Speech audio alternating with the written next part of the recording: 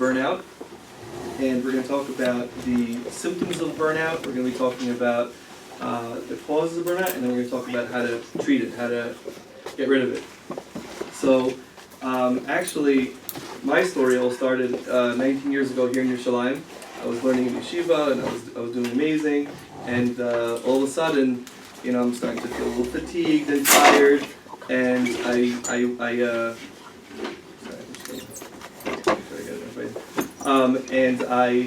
all of a sudden, like things are not going. Like it's just I wasn't able to learn, and then I decided that okay, let me try another yeshiva. Same thing. Went to another yeshiva, same thing, and I was trying to figure out, like searching, and then finally I just crashed, and I couldn't do anything, and I was trying to find like what's the cause, what's causing this, and I found over time that the culprit, the main cause, is caused by perfectionism, trying to be perfect. Everything has to be perfect, and I decided that I had a few friends that burnt out. So I decided that maybe, let me ask them, let me talk to them about it, and they also were perfectionists. They also, needed things to be perfect. And from there, this kept on going. Every person I met that had burnout is a perfectionist. Now, when I say perfectionist, I call it hidden perfectionism, because most people don't realize that they're perfectionists. It's something like under the radar. It's subconscious. They're not aware of it. But we'll talk about the different symptoms, and we'll be able to explain it. So over the years, I've met a lot of people who had burnout. I wrote a book, Overcoming Burnout, and one of the first of all, there was no there's Baal Tshuvas and people that are from a young age. There's no difference in who what background. As long as they're perfectionists, they might end up having burnout. And I've had men and women, same, they usually burn out in different ways. Men usually from like learning too much. Women could be in davening or doing too much chesed or too much like housework. They're just like very busy and it's very hard for them. And so that's what I've noticed over the years. And a lot of times what happens is that people are either like they don't want to like admit it, like either to the other people, or a lot of times, more often, they don't want to admit it themselves that they have burnout. Like and that makes a bigger problem, because if they just were aware that it's okay, like people burn out, it happens, it's okay. Like then it would just be much easier, because then they could help themselves. So just to like bring that point up, I went to sell my book one time in a yeshiva. I went to a few different yeshivas, went to sell my book, and in one of the places I'm selling my book, and I come back like 2 hours later to see if anybody wanted to buy it, and they put the book in the closet. So I'm like, I went to the mashgiach and I said, why'd you put the book in the closet? You have to ask permission. I thought I asked the right person permission, whatever, but apparently I didn't have permission. So at the end, so I asked the mashgiach, like, oh, so maybe I could sell it now. He says to me, there's no one here who has burnout. Baruch Hashem, everybody's happy here. We have everybody's good. So I said to him, it's nothing to do with the yeshiva. It has to do with being a perfectionist. And you might have perfectionists in yeshiva. It was a high-level yeshiva. And he said, no, don't worry. There's no one has burnout here. So the person, the mashgiach told like two boys to get the books from the closet. Both of those people, those boys, when they were looking at the book, like, oh, this is me, and they're the ones who saw it, and they bought the book, and that was the story. So the point is that a lot of times, it's so under the radar that people we assume like, oh, it's only me or this person, that person, that person. But there's a lot of people out there who have it that we just don't, they just don't know about it. They're not telling people, and so over time, awareness helps, to help other people, to help themselves. So basically, I have in my book, I have different levels of burnout. So some people have very extreme levels, let's say, and they're in yeshiva, and they learn so much to the point where they just can't learn anymore, right? And that's more of a rare case, but it happens. Other Other level would be that like a person burnt out a long time ago, and they still have a little bit like they can't learn or whatever, but they're still even though they're able to like manage a little bit, but they're not there. And then there's other people, which are a lot of people, are people who feel burnt out like all the time, but just like a very little bit, and they're just a little bit burnt out all the time. They just like feel a little bit burnt out all the time, and even though they're not going to end up falling completely, but it just takes away from their happiness in life.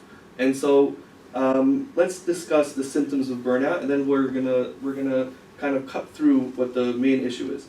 So one of the symptoms of, well, let's just go through all the symptoms first. First symptom is, and not everybody has the same symptoms, but overall there's a bunch of them that people might connect to. One of them is people have a hard time wasting time. Like, I always have to be doing. I have to always be doing, being productive. I gotta keep on doing, which sounds like a good thing. It's a good thing to be doing, right? So we have to see what will be the problem with that. The second thing is people rushing, like rushing. Everyone was rushing. There was like on the run. The next thing is rigidity. Rigidity is that everything has to be like a box. Like everything's like a box to them. They're not able to be flexible. It's very hard for them to be flexible. Another symptom is obsessing. This is like, that's not necessarily burnout, but like I would say 50% of people at least, I'm making that number up, but have this issue of obsessing, meaning they have a hard time, they just always thinking about things. They can't like be in the moment. They can't be calm. Okay. The next thing is always giving. Like they can't say no. Like they're always have to give. They can't say no. If someone asks them, they're always like, okay, like yeah, no problem. And they just find themselves overdoing. Decision making. People might have a hard time making decisions. They either just try to ask somebody else all the time, or they can't stop thinking about it before the decision. They think about it after they made the decision. They just think, oh, did I make the right decision? So that's another one. And a hard time making mistakes. Like I can't make any mistakes. Like I can't do anything wrong. It's like it's too much. And another one would be doing too much, like not knowing a person's limit to like when to stop. It could be in anything. It could be in learning. It could be in working too much. It could be doing chesed too much. It could be davening too much, like it just too much, or cleaning too much in the house, or just too much. Okay, and the last one is that some people end up being very machmir in different areas. They have a hard time just like not, being able to rely on the ikar din. They're nervous to like do something wrong. They're extra machmir. Okay, so now basically those are the symptoms, and we're gonna say that there's two roots. There's two causes. Okay, there's two causes of burnout, and they cut through all the problems. Let's start with wasting time. Okay, so let me first describe what the first root is. The first root is feeling bad for what you can't control. Feeling bad for what I can't control. And again, so let's give an example. So wasting time. So some person's like, oh, I can't waste time. Like I feel bad. I got to keep on doing it because I can't waste time. I feel bad about it. The problem with that way of thinking is that you really can't control that, because we're not robots. We can't control not wasting time. We have to stop and take breaks and have leisure and time to relax. But if you don't understand, it's very subconscious. We don't even realize it. It's like we don't even pay attention to it, and we just keep on doing. So again, when I don't realize it's out of my control, then I feel like I can't waste any time, as opposed to like, no, I want to try to value time more. Like I want to do more with my life and just like expand upon it, but I can't control just not wasting any time. Okay, next thing we said was rigidity, like being in time, like in a box. You can't control everything that comes your way. Let's say you want to be on time somewhere, so there's like a lot of pressure to make sure to be on time. But really, a lot of times it's just, things come up. There's traffic, or this person speaks to you, or there's just things that are in your way, and you just can't control. You can try to be on time, but you can't control wasting time. The other thing is giving too much. Now, you could give too much. What's the problem with giving too much? What's out of your control about that? So the problem is that our bodies we're not made to be able to just do too much for everybody all the time. Like it takes a lot of time to become like Avram Avinu, where everything is very selfless. Where we're just always giving and doing, being for everybody. But in order to get there, you have to build very slowly. And if it's just like, no, I have to do chesed all the time, then you end up getting burnt out from it, because you don't realize it's out of your control. You're not that unselfish you're not on that level of unselfishness to be able to do that. And then we discussed, what was it? Oh, okay, obsessing/decision making. So this one, and this is a big yesod in decision making. Some people think that people have a hard time making decisions. They're not confident. Okay, they have a hard time they have a hard time with confidence. It's not true. The problem is that they're trying to be sure, meaning, in order to make a decision, there's no way to be sure. And if you want everything that's out of your control, meaning to be sure because you want 100%, you want perfect, I want to be sure that this is right. But you can't control being sure. Only Hashem knows, right? You can't control being sure. All we could do is try to make the right decision. We could ask somebody if we don't know. But to be sure we can't. It's not in our hands, right? In an extreme case of this, an extreme case is, some people who have, problems with, sfeikus and emunah, for example. So a lot of people, the deeper root behind these people that they have sfeikus and emunah is because they're perfectionists.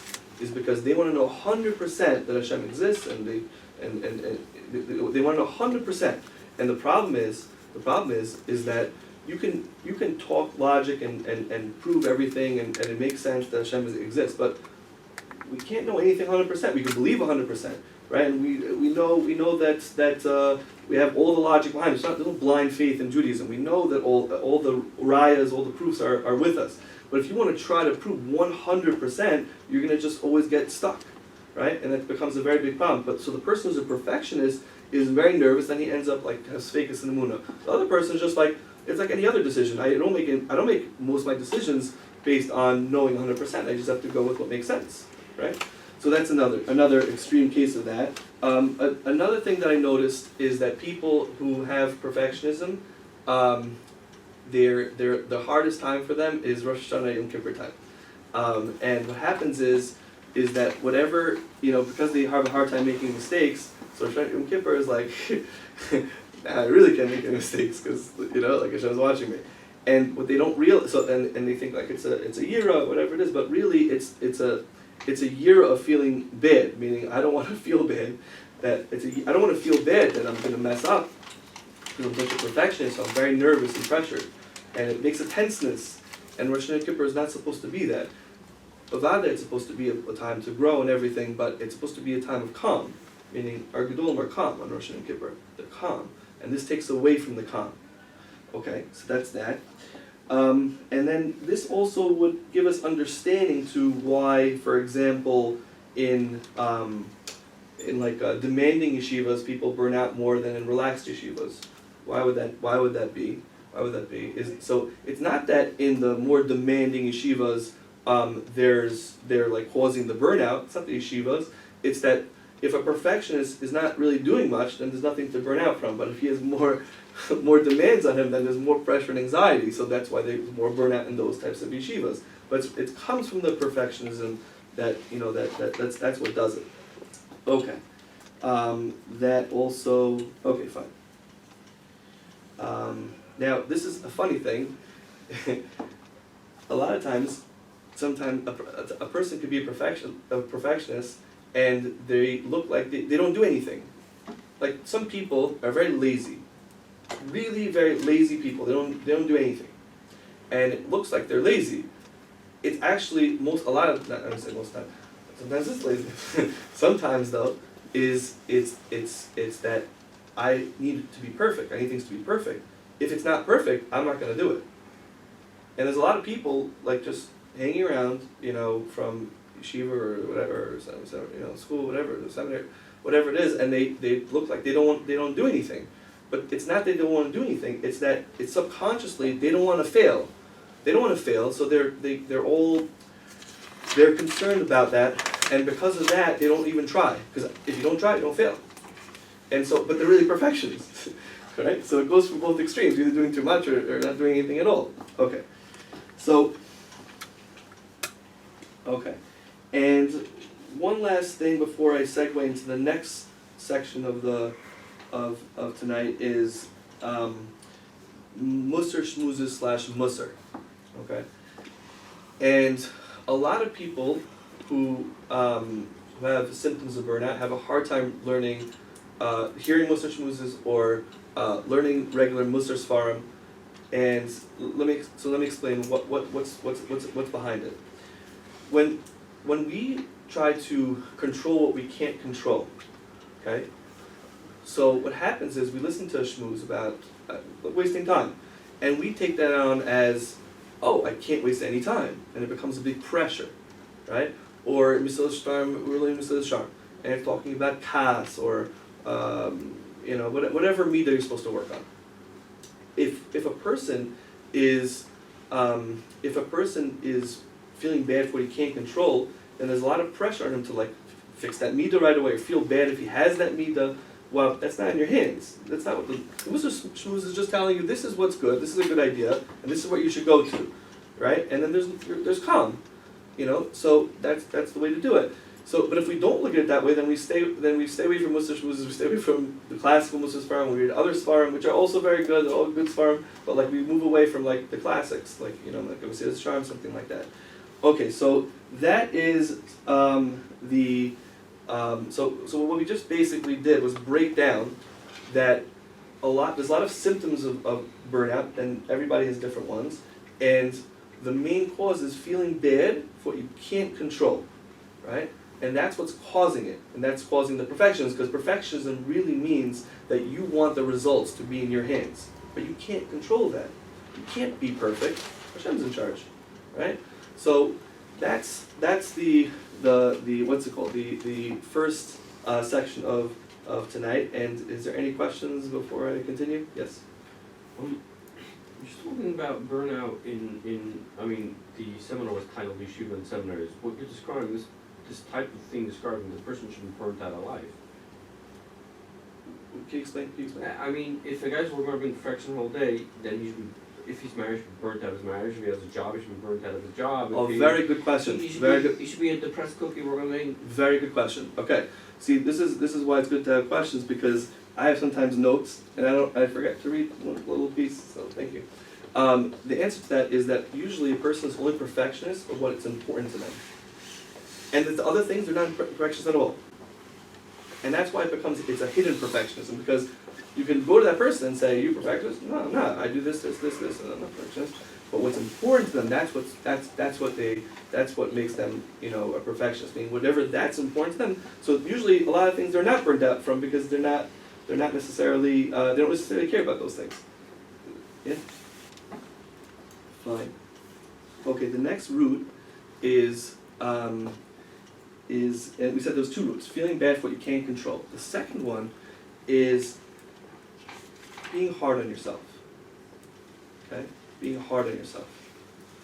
Meaning, I do something wrong and I'm not so nice to myself. I'm talking down to myself. And this, so my understanding, there's a lot of books on self-esteem and this and that.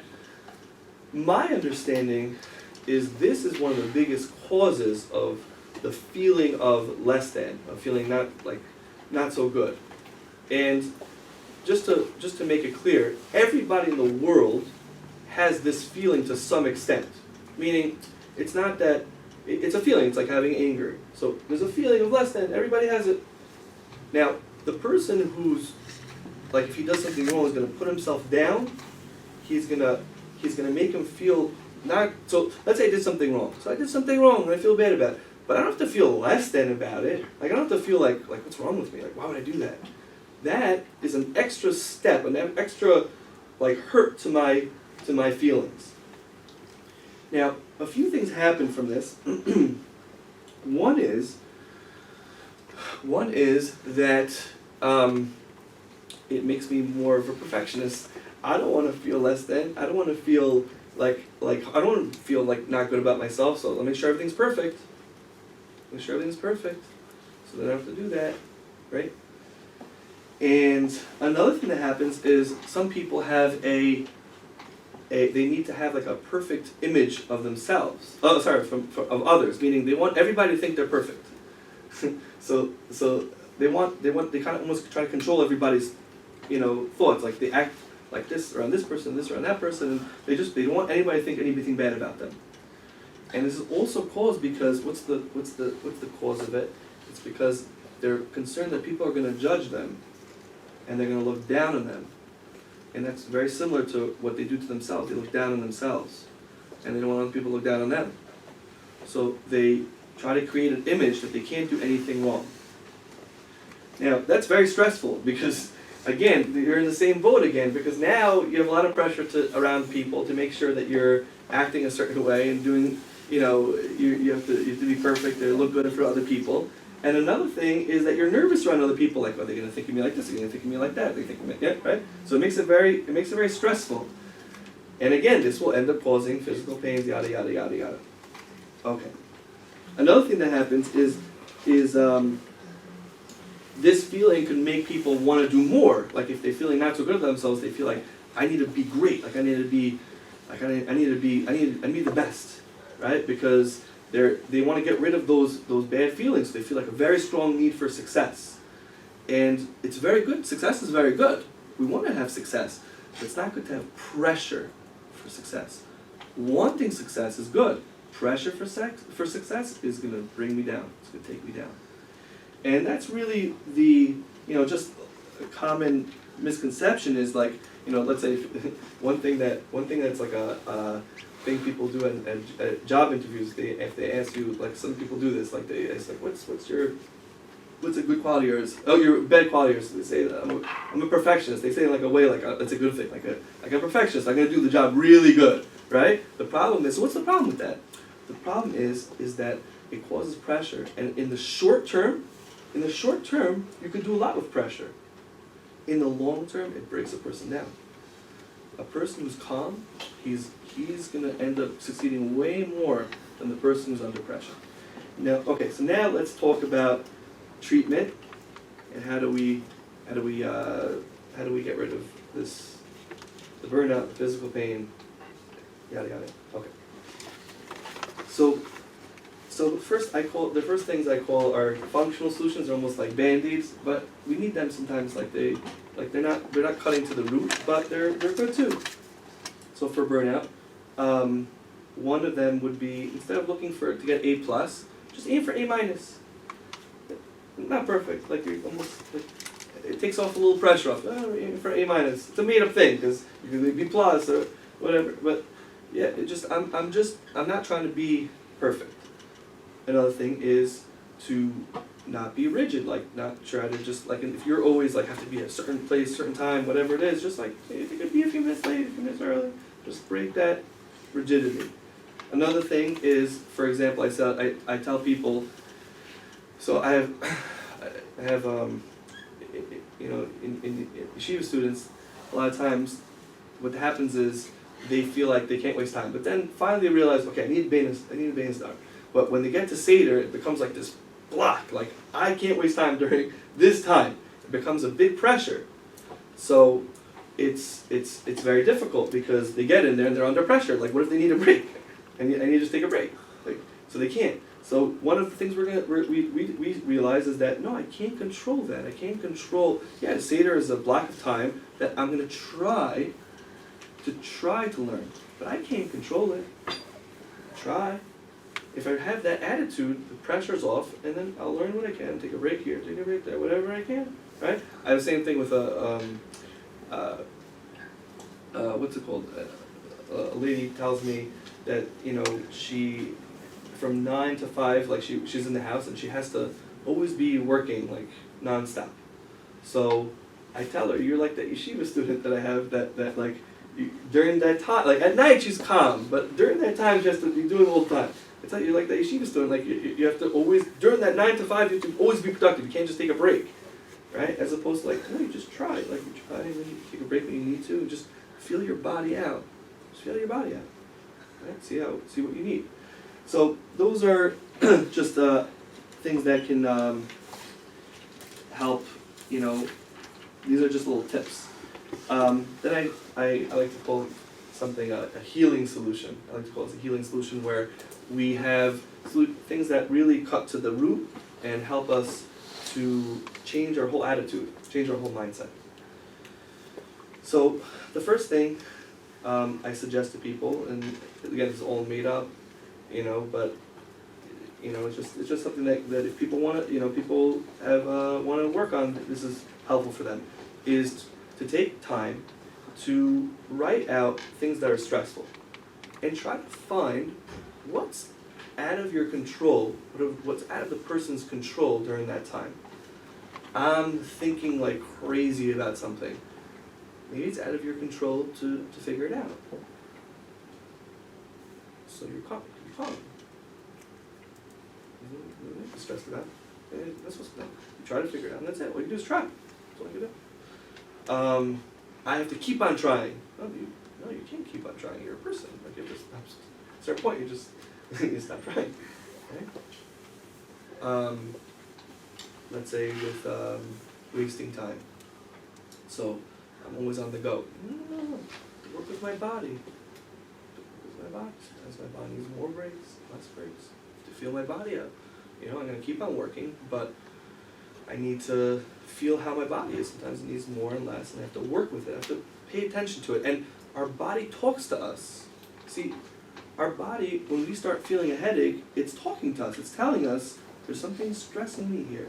My back's hurting, something's stressing here. If I'm feeling a little more tired or fatigued, something's stressing me here. Right? So our body's talking to us all the time. We just don't realize it. We just look at it like it's some abstract thing. Like it's like, oh, like my neck hurts. No, the body's talking to us. It's telling us there's something stressful. What's out of my control? So let's say we have once a week where we take time to write down that stressor and to try to come up with a new mindset that we want to take with us for the rest of the week. And we do this every week until we build on this mindset. The next thing is we discussed about being hard on yourself. And what we want to do is learn to be understanding towards oneself. To be understanding. To have mercy. And mercy and understanding helps us be calm, while being hard on ourselves causes a lot of stress. Now, some people are nervous to do that because they think that if I am, if I'm understanding to myself, I'm just going to do the wrong things. I'm going to do everything's okay. I'm going to keep on doing the wrong things, but it's not true. The reality is that when we're under stress, we end up doing a lot worse things than if we were more calm. Calm people are more likely to be able to control themselves and do things that they want to do, as opposed to the stress takes us away and makes us do the wrong things. Now, I like to say that there's like there's the two extremes and there's the middle way. So there's the more liberal way where everything's okay. So that's one approach. Like everything's okay. You did this wrong, it's okay. You did that wrong, it's okay. Everything's okay. While that's not really true. Like things are not okay. Like Torah has things that are usher, this, that, right? On the other extreme is I do something wrong and it's like, oh, I can't believe you do that. What's wrong with you, right? Like there's just like a subconscious voice. And our suggestion is, no. Why don't we don't have to have any of those extremes. Just, I did the wrong thing. It's okay to feel bad about it. I don't have to put myself down about it. I can have understanding and mercy towards myself. And I think that perhaps, I don't know if someone has rise against me, they can have rise against me, but I think a rhyme might be that in Tachanun, it never, when we say Hashem, we sinned, Hashem forgive us, it never says over there like, you don't see Hashem saying like, what's wrong with you, why you do that? Like, there's nothing in there that's telling, that like Hashem is having this voice, like looking down at us. There's nothing in there. It's mercy, right? So it sounds like if we're supposed to be like the Ribono Shalom, right? And we're supposed to be Rachum like the Ribono Shalom. We have to be Rachum towards ourselves. We have mercy towards ourselves. Because if we don't, we get stuck. When we can't have mercy towards ourselves, we get stuck. We can't, that's why a lot of times when we do something wrong, we can't like let go of it. It's not that we feel bad about it, it's that we're down on ourselves about it. And that we can't get rid of. It's very hard to get rid of. And we have to realize, no. Let's try to understand where I was coming from. Was I feeling a lot of pressure during that time to do it? Was I feeling, angry at that time to do it? And that doesn't give me the right to do it, but at least there's nothing wrong with me. It's hard sometimes. It's hard to always do the right thing, right? So, now this goes with other people also, because that might work for me, but like, what if I can't deal with people judging me? Like, I always have to have people, not looking me in the wrong way. And I always have to make sure that they're not looking me the wrong way.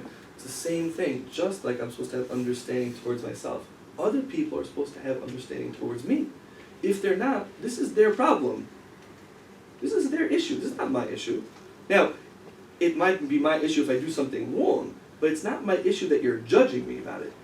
And that's the difference. If we're able to disconnect between doing the wrong thing and being judged towards myself or other people's judging me, then it takes away the nervousness, it takes away the pressure. So what we want to do is have that middle ground, understanding towards ourselves. Other people are supposed to be down like I'm supposed towards me. If they're not, this is their problem. Me like this, I always tell people, that people have a hard time with this because they're used to being like hard on themselves or whatever it is. I said, let's say you did something wrong and Rav came over to you and said, what's wrong with you? Why would you do that? Da, da, da. How do you feel? How could you do that? Why are you doing the wrong thing? Another Rav came to you and says, listen, I understand where you're coming from. I get why it's really hard for you, but it's still wrong. You can't do that. The second voice has that mercy, that understanding. It gets the same result, and I'm going to try to, I just think I'm going to fix it without putting myself down, which causes the inferiority. So we're trying to get away from that. So that's once a week to try to find situations where I was hard on myself and try to have a different view, that I can have a different mindset that I can move towards, that I won't have that down on myself. I'll be understanding myself. And that helps me be calm, because then I'm not so concerned about I'm not like so nervous and pressured to make sure I don't do the wrong thing. Because the more nervous and pressured I do the wrong thing, the more wrong things I'm going to do. Because the stress is going to make me do more wrong things. It's better to just realize, I don't want to do the wrong things. I'm going to try not to, but I can't control it. I can't, I can't, it's going to happen, it might happen, so I need to have a way to deal with it. And that's having understanding. And then I do tshuva and I could make it better.